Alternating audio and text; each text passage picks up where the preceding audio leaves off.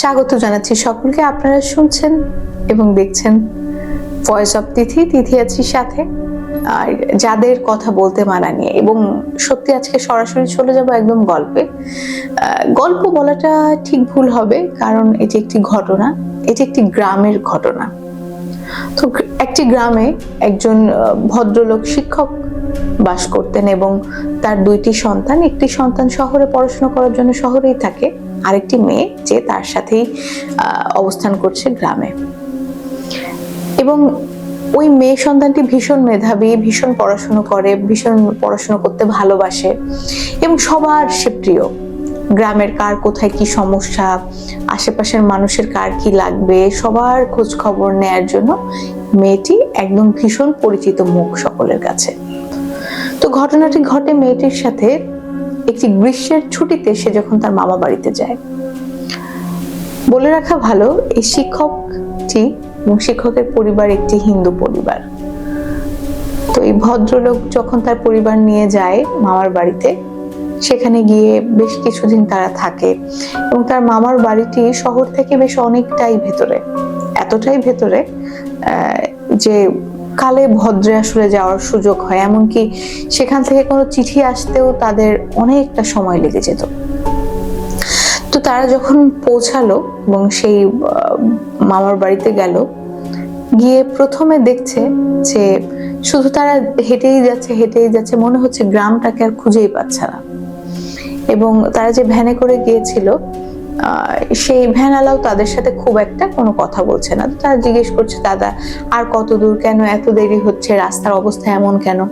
তো অনেক প্রশ্ন কিন্তু তারা করছে তাকে। তো সে খুব একটা সদুত্তর যে দিতে পেরেছে এমনটা কিন্তু নয়। তারপরে তারা পৌঁছানোর পর দেখলো তার মামি একটি সাদা থান পরে বাড়ির কর্নারে দাঁড়িয়ে আছে। তো তারা এই ভ্যানওয়ালাকে পয়সা দিয়ে নামবে। তো ভ্যানওয়ালা বললো যে আমরা অতিথিদের কাছ থেকে পয়সা নেই না বলে ভ্যানটা থেকে নামতে তাদের যতক্ষণ না দেরি, ভ্যানটি জাস্ট উধাও হয়ে গেল। আসলে ভ্যানটি উধাও হয়ে গেল এবং মামিকে যখন সে ওই সাদা শাড়ি পরা দেখলো, তখন তারা তো ভীষণ তাজ্জব হয়ে গেল এবং তারা বলছে, কবে এই ঘটনা ঘটলো, কিভাবে হলো, আমাদের পর্যন্ত খবর পাঠাওনি কেন? আমরা আজকে জানতে পারলাম, 6 মাস আগের ঘটনা। তো মামি খুব কান্নাকাটি করছে, খুব স্বাভাবিকভাবে মুষড়ে পড়েছে। খুব একটা ভালো সময় তার যাচ্ছে না। তো তাদেরকে ভিতরে নিয়ে গেল এবং মেয়েটি খুব আনন্দ নিয়ে এসেছিল, মামা বাড়িতে খুব আনন্দ করবে, কিন্তু মামাই তো নেই এবং খুব দুঃখ ভারাক্রান্ত মনটা খুব খারাপ করে রইল। এবং ওরা ওই সময় খাওয়া দাওয়া করলো, খাওয়া দাওয়া শেষ করে রাতে ঘুমোলো। রাতে ঘুমানোর পরে হঠাৎ করে মাঝরাতে মেয়েটি বুঝতে পারলো তার মামা তাকে ডাকছে এবং মেয়েটিকে তার মামা যখন ডাকছে, মেয়েটি উঠে বসেছে এক লাফে ঘুমের মধ্যে এবং তার বাবাকে ডাকছে এবং তার বাবার ঘুম ভাঙছে না। সে বলছে, তার মামা তাকে ডাকছে, বলছে, আয় বাইরে আয়, তোর জন্য মোয়া নিয়ে এসেছি, বাইরে আয়, তোর জন্য সন্দেশ নিয়ে এসেছি। তো ভীষণ এক ভয় তার মধ্যে কিন্তু জড়সড় হয়ে গুটিসুটি মেরে থাকলো। তারপর সে আবছা আলোয় একটি অবয়ব দেখতে পেল যে হাতে একটি প্যাকেট নিয়ে তার মামা হয়তো দাঁড়িয়ে আছে। সে এক চিৎকার করলো, তার মামি দৌড়ে এলো, বাবা ঘুম থেকে জেগে গেল, বলছে কি হয়েছে। তারপর সে সমস্ত কিছু শেয়ার করলো এবং তারা ওই বাচ্চাটিকে বোঝালো যে এমন কিছুই নয়, তুই মামাকে খুব ভালোবাসতিস, এই জন্য মামাকে এমন করে স্বপ্নে দেখেছিস, এমন কিছুই হয়নি। তো তারা যথারীতি এগুলো শেষ করে মেয়েটিকে বললো ঘুমিয়ে যেতে, তারাও ঘুমিয়ে গেল। তো মেয়েটিও ঘুমিয়ে গেল। ঘুমিয়ে যাওয়ার পর পরদিন সকালবেলা উঠলো। পরদিন সকালে উঠে তারা দেখছে মামিকে কোথাও খুঁজে পাচ্ছে না এবং পরদিন সকালে ঘুম থেকে উঠে তারা দেখছে ঘর বাড়ি প্রচন্ড নোংরা এবং পাতা পড়ে আছে। গতকাল যখন এসেছিল তখনকার বাড়ি আর আজকের বাড়ি আকাশ পাতাল তফাৎ। মনে হচ্ছে যেন অনেক বছর এই বাড়িতে কেউ নেই। তো তারা তো লাফ দিয়ে উঠলো।